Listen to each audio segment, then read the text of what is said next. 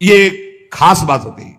भगवान परशुराम जी के पास जब अंबा जी गई, अंबा जो काशी नरेश की 3 राजकुमारियों में एक सी थी, उन्होंने कहा कि मैं आपसे सहायता चाहती हूं भृगुवर, मैं आपकी शरण में हूं, शरणागत की रक्षा करनी चाहिए। बोले पहले तो तुम्हारा स्त्री स्वरूप है, वैसे ही अधिकार बनता है रक्षा का, दूसरा तुम शरण में हो, बोलो कौन त्रिभुवन में ऐसा है जो तुमको कष्ट दे रहा है। बोले पहले वचन दो कि मैं उसको मारूंगा। बोले निश्चित परास्त करूंगा उसको। बोलो कौन है, तो कहा आपके प्रिय शिष्य भीष्म। एक बार तो परशुराम जी की भीष्म के द्वारा ऐसा कैसे अपराध बन गया, क्या हुआ, पूरी घटना सुनाई।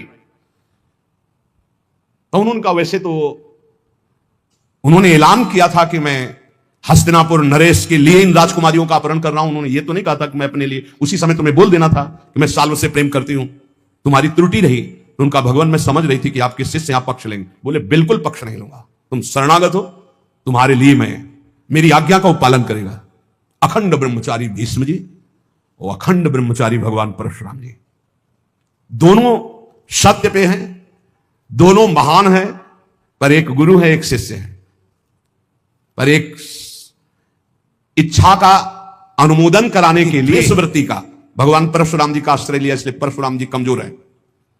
और सत्य का पालन करने के लिए धर्मनिष्ठ, इसलिए चेला बहुत जोरदार क्यों गए भीष्म जी। बुलाया भीष्म जी को बाहर हस्तिनापुर की, अर्घपाद्य आदि लेकर गए, प्रार्थना की, परिक्रमा की, दंडवत किया।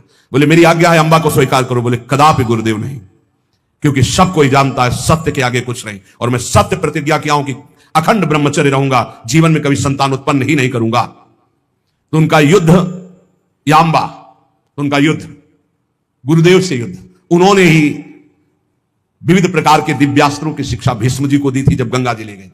और गंगा जी ने और भी दिव्यास्त्र सिखाए थे जो परशुराम जी को भी पता नहीं थे। ऐसे थे, रोज युद्ध होता, पहले जाते परिक्रमा करते, साष्टांग दंडवत करते, कहते आशीर्वाद दीजिए विजयी भव का। बोले योद्धा तो मैं ही हूं, तुम्हारा विपक्ष का मैं आशीर्वाद नहीं दे सकता, पर हां बलपूर्वक युद्ध करना, बलपूर्वक युद्ध करना।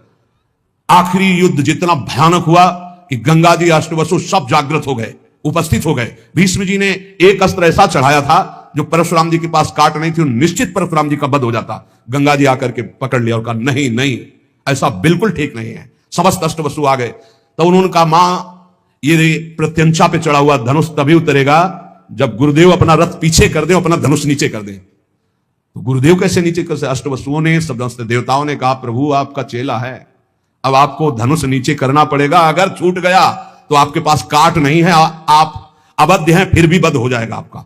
भीष्म जी के बाण तभी धनुष से उतरे जब वो रथ पीछे हटा, धनुष नीचे किया, कूद गए, परिक्रमा की और गुरुदेव बोले जा विजयी भव कहते।